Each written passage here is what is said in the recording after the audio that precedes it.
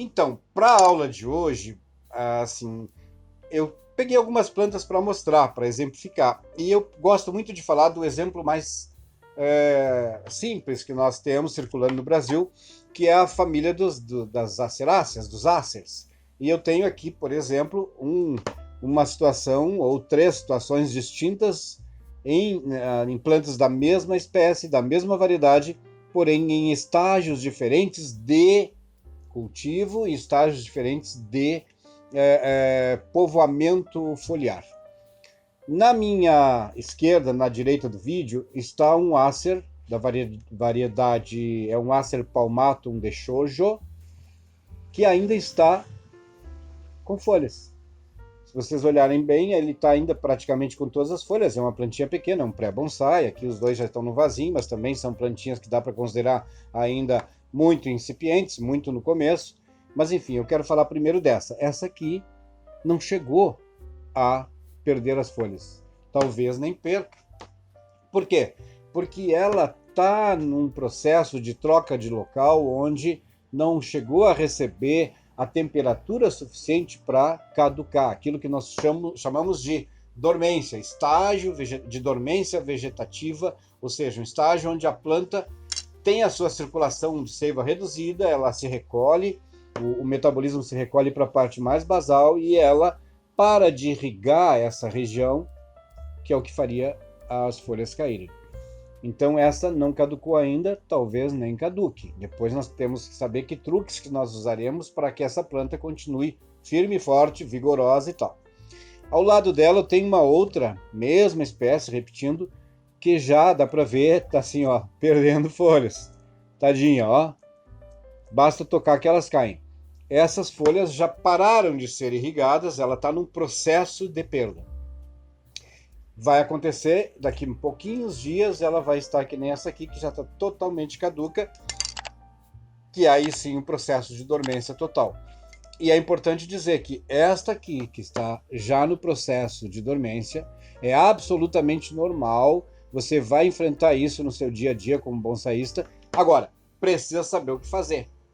Como agir com uma planta que está em dormência? E aí não importa a espécie. O que importa é que você tem que ter o conhecimento de que uma planta que não está transpirando, que não tem água, não tem seiva sendo evaporada, ela precisa ser tratada de uma forma diferente. A rega é de uma forma um pouco mais cautelosa e para evitar que você tenha um problema de saúde nas raízes. Por exemplo, vou confirmar aqui se ela já está brotando. Não, ainda não está brotando. Essa plantinha está completamente adormecida. Ora, se ela está completamente adormecida, a terra aqui está bem úmida, ela precisa receber um pouco mais de cuidado no sentido de não ficar molhando só porque é um outro dia. Então a questão da rega nas caducifólias é muito importante e um pouco mais delicada. Ou seja, se eu ficar molhando essa planta diariamente, até como eu estou molhando esta caliandra, que é uma perennifólia, uma sempreverde, esta tem um consumo. Então essa terra vai secar mais rápido do que esta, apesar desta o vaso ser bem menor. Por que isso vai acontecer? Porque estas centenas de folhas têm uma necessidade de hidratação que essa não tem no momento. Então a diferença básica no manejo, no cultivo do dia a dia, é que quando você tem um Acer, tem um Prunus, tem uma Sakura, por exemplo, um pessegueiro, olha esse Acer aqui, que coisa linda. Ele reduz bastante, reduz tanto o consumo dele, que você demora, às vezes, vários dias a voltar, antes de voltar a regar outra vez. Com isso, você consegue manter a terra quase seca, quase. É um equilíbrio.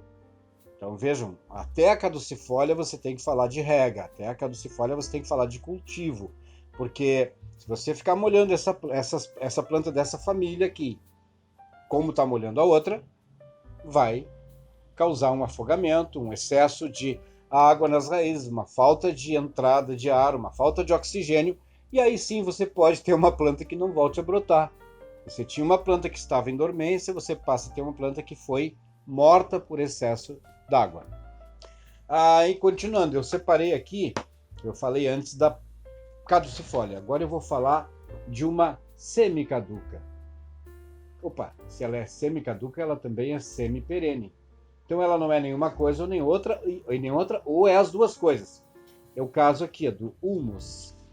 Os humus têm uma variedade, uma divisão e uma subvariedade tão diversa que eles já estão tão misturados aqui no Brasil e distribuídos ao longo do país que alguns apresentam esse processo que eu separei para vocês verem aqui.